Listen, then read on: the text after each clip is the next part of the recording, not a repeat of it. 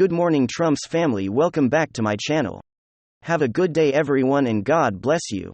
Alright, without further ado, let's get into the news this Wednesday morning. And if you didn't know, WEF right now is meeting in Davos with a bunch of world leaders across the planet.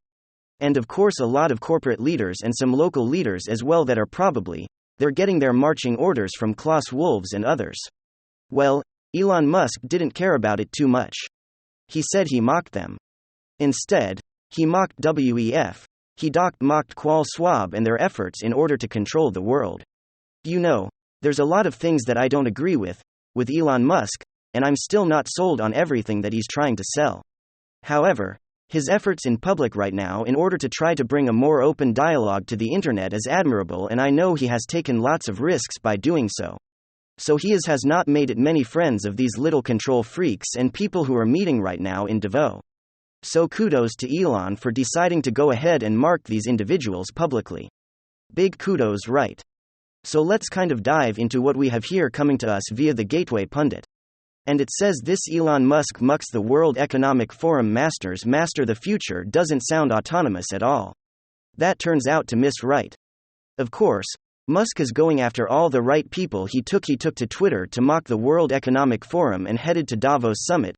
Musk responded to an article titled "Davos is a grift and a cult, but it's also a bid for global domination," saying, "WTF does kind of give me the willies though, but I'm sure everything is fine." Now it's Elon Musk. It says, "I guess there's value to having a mixed government commercial form of some kind. WEF does kind of give me the willies though, but I'm sure everything is fine." Plus, he added a good question. Are they trying to be the boss of Earth? Master? The future doesn't sound autonomous at all. How is WE at Davos even a thing? Are they trying to be the boss of Murphy, says Elon back on the 70s. Sadly, many prominent Americans are attending the event, including Republicans. According to the list for the WEF 20, Americans are in attendance this year. The names include John Kerry, FBI Director Christopher Wray, Rhino Governor Brian Kemp, and Senator Joe Manchin. Some name a few. You see this whole list: Daryl Issa, Chris Coons, Avril Haines, Samantha Power. That shouldn't be a surprise. Martin Waltz. Let's say Gregory Meeks, Gretchen Whitmer, J.P. Pritzker. Yeah, gun-grabbing individuals right there. James Irish, Joe Manchin, Krista Sinema, Maria Cantwell, Maria Salazar. She's from Florida down south. Mike Gallagher, Mike Sherrill, and Seth Moulton. Why are these Americans even attending this event? Yeah, very great question. Definitely, unless you want to continue to keep an eye on at least on names here. Definitely want to keep an eye on those names. Especially some of those Republicans, right? Anyway, yeah. So if you didn't know the World Economic Forum was going on, now you do. Because everything's great coming out there, right? Agenda 2021, Agenda 2030. And all of their other activities they're trying to put over on the entire planet, trying to put us onto a social credit system, trying to implement climate lockdowns and other things within governments because of their influence. Absolutely an evil bunch of lizard people who are flying together in their private jets in order to solve the world's problems. Oh, gee, I feel even more safe now. And some significant news, well, whenever it involves the Bidens, two things are true: Hunter Biden is seemingly always involved. Usually, to be honest, at the core of it all, either I guess is the fall guy or is the grand architect. I haven't exactly figured out which just yet. And the second thing that's always true is that it always ends up being a web of lies that ends up being deeper than expected. And with a little bit of digging, we pretty much end up always getting to the bottom of it or finding the receipts. And this time is no different. It seems as though Hunter Biden may be the worst criminal of all time, because this man always leaves a paper trail, and not only a paper trail, usually a video trail, to a man who meticulously keeps logs of all his actions, make sure that there's paper evidence and receipts for everything that he does, and it always ends up biting the Bidens in the behind, and this time is no different. We have more proof, folks, more documents suggesting two things that are very bad for the Bidens. Firstly, paper receipts that Hunter Biden was in fact the individual paying for, registered and living at the address where classified documents were found. And secondly, more evidence that Hunter Biden and his business dealings were bankrolling his father's lifestyle. In other words, 10% for the big guy, Joe Biden was living off of his son's business dealings that he claimed to know nothing about. Let me show you guys exactly what I mean by that as we continue to get to the bottom of this, as we continue to expose the Biden crime syndicate. Alright, folks. Take a look at this from the New York Post. It's basically becoming the #1 source for Hunter Biden information. Miranda Devine is a frickin' role at this point. To be honest, it seems personal. It's almost a path or a crusade of vengeance. But Miranda Devine hits us once again with some hard-hitting journalism. Drug-addled Hunter Biden lived a Delaware home where classified documents were kept. Disgraced first son Hunter Biden lived off and on at the Delaware home, or classified documents from Joe Biden's time as vice president were found last month, giving him unrestricted access to America's secrets, where he was addicted to drugs, hammering out shady foreign business deals. And under federal investigation, not to mention who the hell was going through that home knowing what Hunter Biden was up to. Classified documents found in the president's private office and garage at Hunter Biden's home, with foreign working women coming in and out and all kinds of unsavory figures, shows you just how bad this could have been. The now 52-year-old began listing the Wilmington home as his address following his 2017 divorce from ex-wife Kathleen Buell, even falsely claiming that he owned the property on a July 2018 background check form. As part of a rental application, Hunter also listed the home as the billing address for his personal credit card and Apple account in 2018 and 2019, respectively.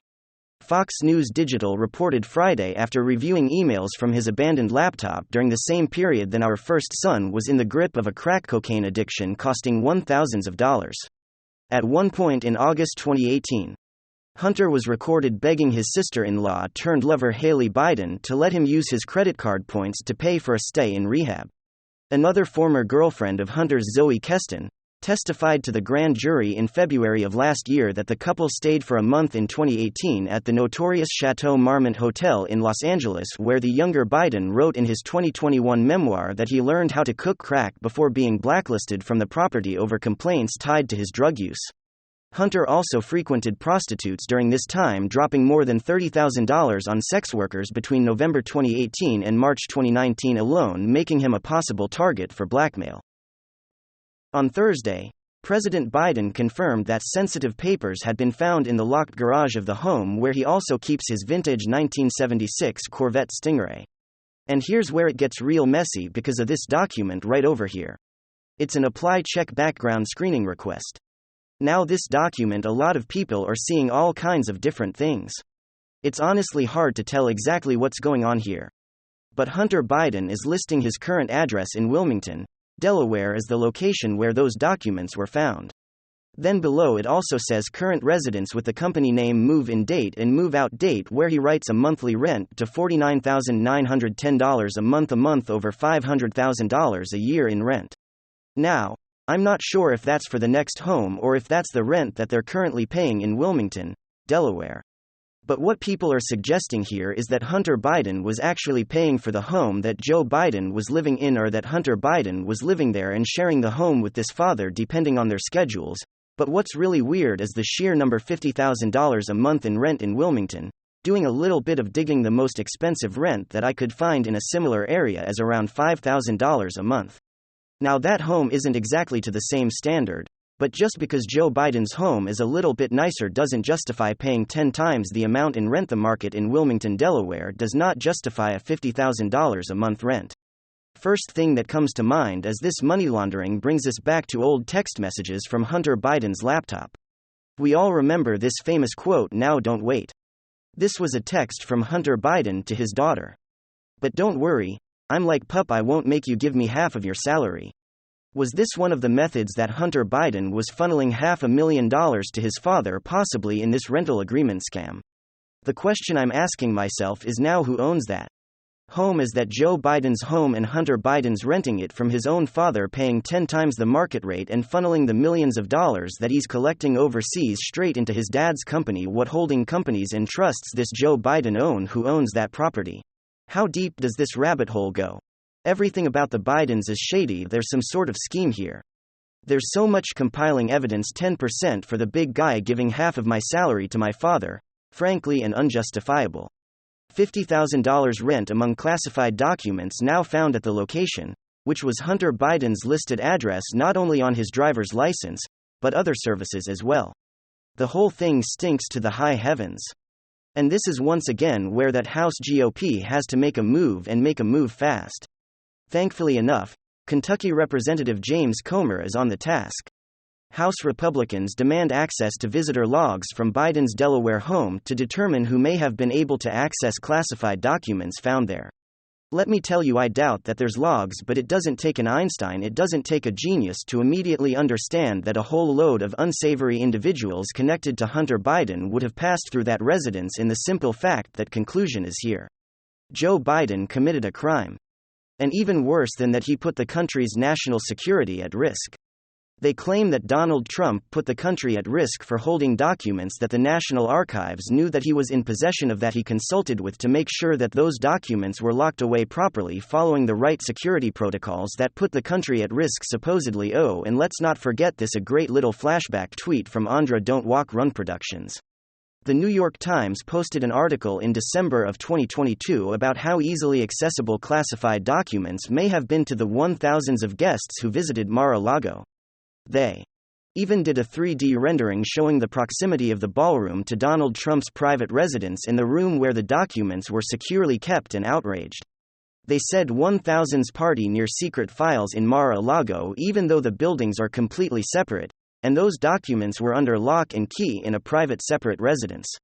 Meanwhile, Joe Biden's crackhead son is bringing all kinds of random people, drug dealers, prostitutes, possible spies, possible foreign agents, who knows who was around Hunter Biden during that time, bringing them in and out of this home.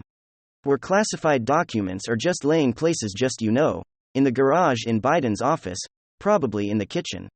The double standard is ridiculous. It's disgusting. But what's more despicable, what's more concerning, and again, what needs to be the laser focus isn't Hunter Biden being a clear walking, talking national security risk and concern.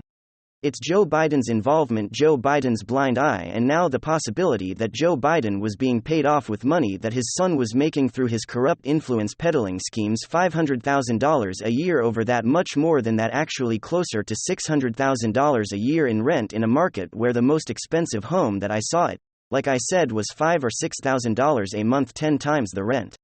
Who owns that home? Is it Joe Biden? And why is everything with the Biden family so damn suspicious? Where is this money going? And where is it coming from? The classified documents make it even worse. There needs to be a rigorous investigation. Thank you very much. WWG1WGA. Give me your thoughts below and hit subscribe. See you again.